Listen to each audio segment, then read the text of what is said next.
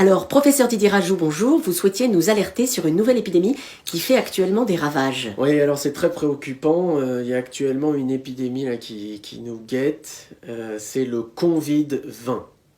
Ça a lieu quand on met en contact des cons et du vide. 20 faisant référence à l'année 2020 qui est particulièrement propice à ce genre de maladie. Le Covid-20, c'est une maladie qui fait partie de la grande famille des conarovirus, des virus mutants qu'on connaît bien et qui existent depuis que l'homme est apparu sur la Terre. Pouvez-vous nous décrire rapidement les symptômes de ce Covid-20?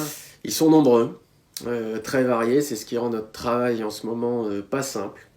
Mais peut-être le syndrome le plus caractéristique du Covid-20, c'est l'achat frénétique de PQ. Les gens ont une sorte de paranoïa vis-à-vis du papier toilette, ça c'est typique des trous du cul des personnes atteintes par le Covid-20. Alors si au moment où je vous parle, là derrière votre écran, vous possédez plus de 20 rouleaux de papier toilette chez vous, c'est très clair, vous êtes atteint du Covid-20. Quelle évolution peut-on attendre dans les prochaines semaines de cette nouvelle maladie? Alors ce qu'on voit clairement, c'est une corrélation entre l'épidémie de Covid-19 et celle de Covid-20. Le confinement rend très très vulnérable au conarovirus et notamment au Covid-20. On va vous mettre un graphique pour que vous puissiez comprendre. En bleu, c'est l'évolution du Covid-19. On voit bien que le confinement devrait permettre à terme de freiner la propagation de cette épidémie. En rouge, c'est l'évolution du Covid-20. Alors, début 2020, on est déjà sur un niveau de conneries ambiantes très élevé. Et dès l'apparition du Covid-19, il y a une forte augmentation de conneries. Alors dès le début du confinement, là c'est une véritable flambée, vous l'avez vu. Des gens qui restent pas chez eux, d'autres qui organisent des barbecues, d'autres qui se ruent dans les supermarchés. Ça, c'est des signes clairs de conarovirus. Et là, actuellement, c'est important, on est vraiment à un moment charnière. Soit les gens respectent le traitement qu'on leur suggère pour le Covid-20 et ça peut baisser pour revenir progressivement à des niveaux de conneries acceptables. Soit ils ne suivent rien du tout de nos recommandations et alors là ça mettra clairement en péril notre système de santé mentale avec un risque, un vrai risque d'effondrement de l'intelligence collective. Vous parlez de traitement, y a-t-il un vaccin contre le Covid-20? Non. Non, il n'y a malheureusement pas de vaccin contre la connerie, il n'y en aura probablement jamais. Par contre, on peut adopter des gestes barrières.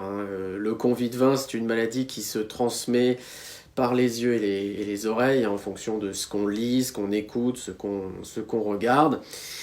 Donc soyez très très vigilants vis-à-vis des contenus avec lesquels vous êtes en contact. On conseille d'éviter au maximum les réseaux sociaux, pas plus de 10 minutes par jour, que ce soit Twitter, Facebook, YouTube. Mais aussi, évidemment, avec les chaînes d'infos en continu. Ça, c'est vraiment des foyers extrêmement virulents en termes de conneries. Un contact prolongé avec ce type de contenu. Et vous allez très vite devenir positif au Covid-20. Et les premières études sont assez catégoriques. C'est totalement irrémédiable. Il n'y a pas de retour en arrière possible. Puis bien sûr, le geste barrière qui s'impose en ce moment pour freiner la propagation du Covid-20, c'est le CBT, le confinement buccal total. C'est-à-dire? Fermer sa gueule. On a vu apparaître ces dernières semaines beaucoup de gens qui sont porteurs du Covid-20 et qui le transmettent en donnant leur avis sur des sujets auxquels ils ne connaissent rien. Ça touche tout le monde malheureusement, nos irresponsables politiques, comme des gens comme vous et moi. Là, par exemple, j'ai un voisin qui est plâtrier, qui a lu 2 articles et 3 tweets, qui est absolument convaincu d'être épidémiologiste et qui le dit sur les réseaux sociaux. Là, c'est un signe clair qu'il est atteint de Covid-20. Un dernier conseil peut-être? Oui, si vous identifiez parmi vos proches, vos connaissances ou vos contacts sur les réseaux sociaux, les personnes qui présentent les signes du Covid-20 ou de tout autre coronavirus, suggérez-leur le confinement buccal total.